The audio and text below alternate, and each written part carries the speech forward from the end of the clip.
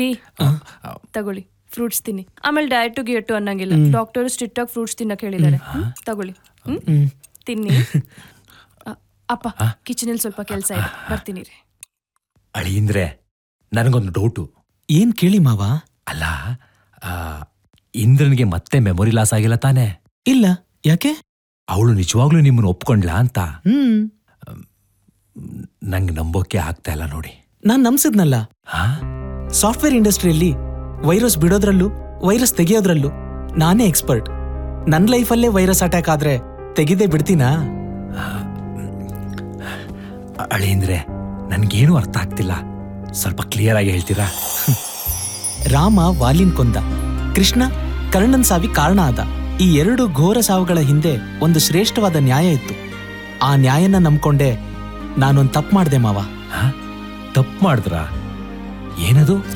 ಇದ್ರೂ ಅವಳೇ ನನ್ ಹೆಂಡ್ತಿ, ಸತ್ರು ಅವಳೇ ನನ್ ಹೆಂಡ್ತಿ ಅಂತ ನಾನೇ ಸಪ್ತಪದಿ ತುಳಿದಿರುವಾಗ ಯಾವುದೋ ಒಂದ್ ಕಷ್ಟ ಬಂತು ಅಂತ ಸೋಲ್ ಒಪ್ಕೊಳ್ಳೋದಕ್ಕೆ ನಾನ್ ರೆಡಿ ಇರ್ಲಿಲ್ಲ.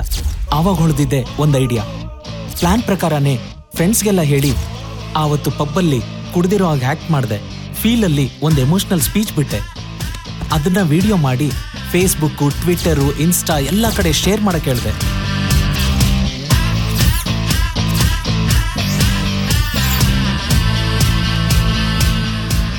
ಎಲ್ಲರೂ ಅದನ್ನ ಪ್ರಮೋಟ್ ಮಾಡಿದ್ರು.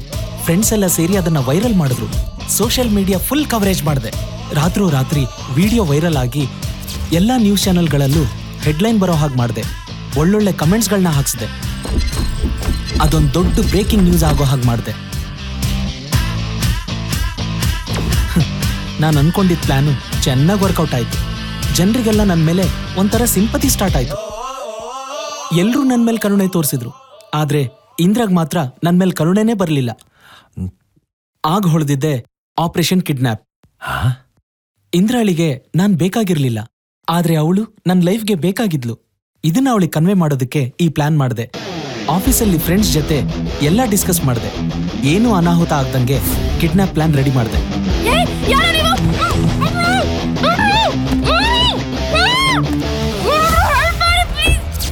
ಯಾರೋ ನೀವು?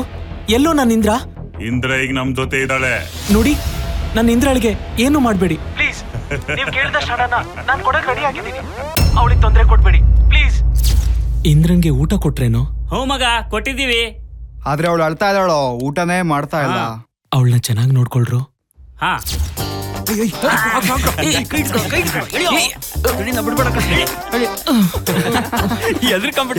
ನೀವಾ? ಅವ್ರು ನಿಜವಾದ ವಿಲನ್ಗಳು, ನಾನ್ ನಿಜವಾದ ಹೀರೋ ಅನ್ನೋ ತರ ಫೈಟ್ ಮಾಡಿದೆ. ನನ್ನ ಮಗನೇ, ನಾನ್ ಕಣಲ್ಲೋ ನಿಜಕ್ಕೂ ಹೊಡೆದ್ಬಿಟ್ಟಲ್ಲ, ಅಷ್ಟು ಗೊತ್ತಾಗಲ್ಲ ಹೋಗ್ತಾ ಇದೀವಿ ಅಂತ. ನೋಡ್ತಾ ಇದ್ದಾಳೆ.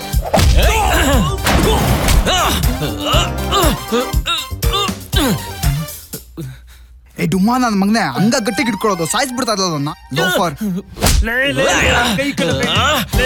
ನಂದೇ ಕೈ ಕಣೋ, ಬಟ್ಟೆ ಹಿಡ್ದಂಗೆ ಇಟ್ಟಾಗ್ತಿದ್ಯಲ್ಲೋ. ಸಾರಿ ಕಣೋ, ಪ್ಲೀಸ್ ಕಣೋ.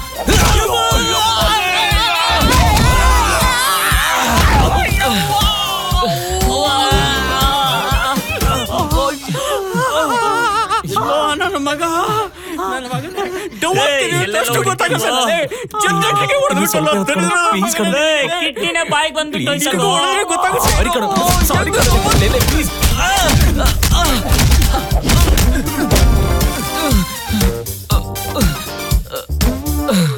ನಾನು ಹಾಸ್ಪಿಟಲಲ್ಲಿರುವಾಗ ನೀವೆಲ್ಲ ಪೊಲೀಸ್ ಕಂಪ್ಲೇಂಟ್ ಕೊಡೋಣ ಅಂತಂದ್ರಿ. ನಂದೇ ಪ್ಲಾನ್ ಆದ್ರಿಂದ ಬೇಡ ಅಂದೆ. ನನಗೀಗ ಅನಿಸ್ತಾ ಇದೆ ನಾನು ತಪ್ಪು ಮಾಡಿದ್ದೀನಿ, ಡ್ರಾಮಾ ಮಾಡಿದ್ದೀನಿ ಅಂತ. ಒಂದಲ್ಲ ಒಂದಿನ ನನ್ನ ತಪ್ಪನ್ನ ಇಂದ್ರನ್ಗೆ ಹೇಳಿ ಕ್ಷಮೆ ಕೇಳ್ತೀನಿ. ಅದೆಲ್ಲ ಏನು ಬೇಡ ಅಳಿಂದ್ರೆ. ಅಲ್ಲ, ನೀವು ಸಂಸಾರ ಚೆನ್ನಾಗಿರ್ಲಿ ಅಂತ ತಾನೇ ಇದೆಲ್ಲ ಮಾಡಿದ್ದು. ಅದರಲ್ಲಿ ತಪ್ಪೇನಿದೆ? ನಿಮ್ಮನ್ನು ಪಡೆಯೋದಿಕ್ಕೆ ನನ್ನ ಮಗಳು ಪುಣ್ಯ ಮಾಡಿದಾಳೆ.